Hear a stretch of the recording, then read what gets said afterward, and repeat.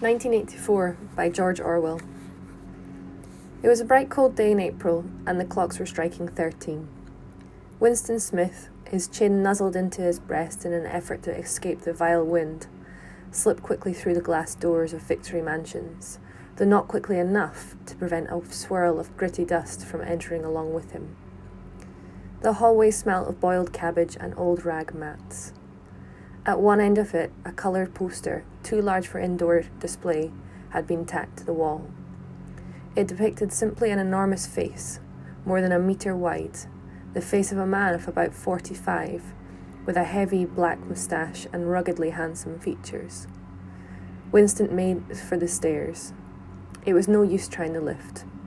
Even at the best of times it was seldom working, and at present the electric current was cut off during daylight hours. It was part of the economy drive in preparation for Hate Week.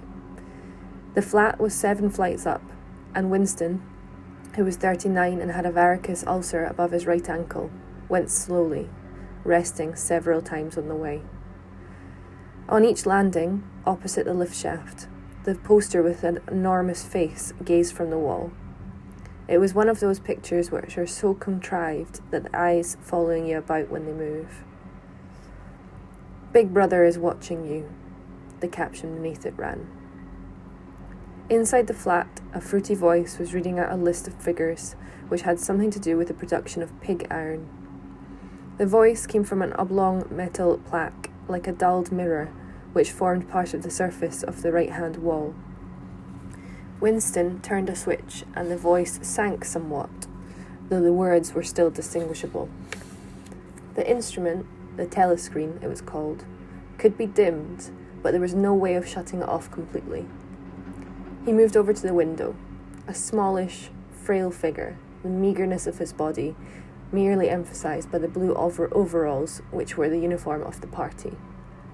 His hair was very fair, his face naturally sanguine, his skin roughened by coarse soap and blunt razor blades, and the cold of the winter that had just ended.